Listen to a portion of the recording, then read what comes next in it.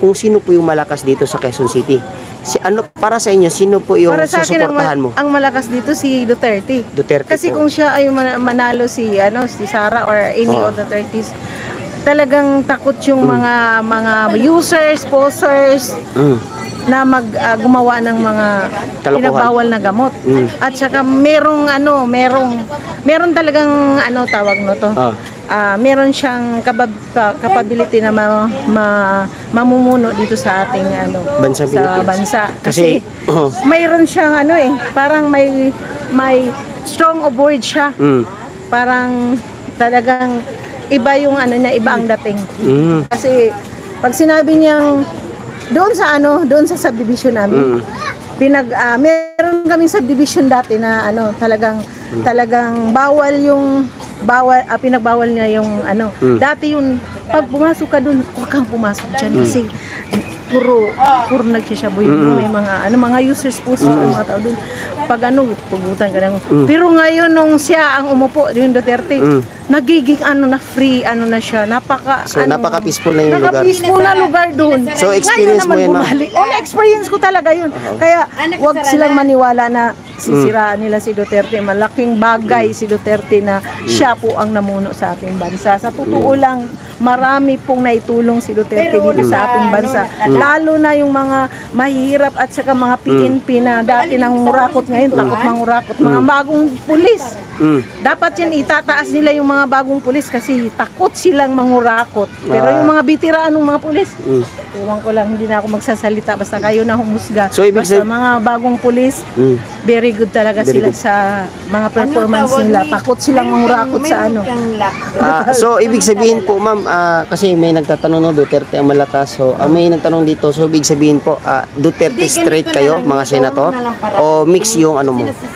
Para sa akin, mix ako. Mix ka? Pero Duterte ako kasi magaling siyang namuno. Sa totoo lang, maraming nabago dun sa subdivision namin na dati masalimuot at hindi ka makapasok. Pinagbawalan kasi nagsusurvey dati ako. SWD workers dati. Uy, wag ka din magsusurvey kasi naku, patay ka dito. Hindi ka makalabas na buhay. Tinatakot pa ako. Tapos nung si Duterte na, naging peaceful na. Sabi ko, ang galing talaga ni Duterte Tapos ang dami niyang pinapagawang mga mga bridge. Lalo na sa Bohol. Sana mabigyan ng yung Talibon sana may bridge doon. Talibon to Subahaw, Talibon, Bohol. Gusto ko magkaroon ng kasi yun lang naman ang yung wish ko doon ni Duterte na sana, pero meron na doon. Hindi nga lang na-connecting sa amin sa mga island of Bohol. Napakaganda yung very clear water at very white sand. Napakaganda ang Bohol. Lalo na sa Panglao. Naku, balik-balikan mo talaga pag pumunta ka doon. Napakaganda. Try mo kaya pumunta. Hindi lang nila alam, na-treasure nila yung napakagandang mga beaches, di ba? Pero kung na-treasure nila yun, very peaceful ang Bohol. Tapos, tawag nito, napaka-white sand, very clear water. At saka, yung mga tao doon, napaka-friendly ba? Hospitality. Sa bahay, pag meron kang hindi nawawala yung gamit mo kasi mababait, diba? Ayun. So shout out daw sa iyo, ma'am, sabi nila dito na meron daw kayong talaga nakikialam talaga kayo ngayon sa national issue ngayon kasi yung iba kasi wala silang pakialam sa nangyayari. Dapat lahat ng mga tao makikialam ka para gumanda yung sitwasyon natin sa Pilipinas. Kasi kung hindi ka makialam, maraming corrupt na politiko na hindi natin napansin na kaya sila nagiging politiko. Alam mo kung bakit? Dahil malaki ang corruption sa pagiging politiko. Sa totoo lang. Ang iba, pati aso, kumakandidato na dahil siyempre, nahawa na yun, di ba? Kapatid, kamag-anak, lahat na sila naging politiko na, di ba?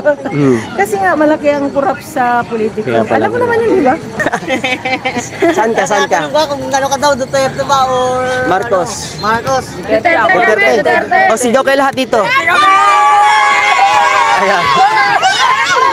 Okay, sila. Ayan, sinisigaw sila lahat. So, Duterte lahat mga kababayan, napakarami talaga dito ng mga Duterte. So, anong mangyayari nito? Ay sir, bali, ano lang po ito, service sir, okay lang po. Sa 2025 national election, saan po kayo, Marcos, Duterte? Ayan. Ano ka raw? Duterte o Marcos? Duterte tayo eh. Ayun.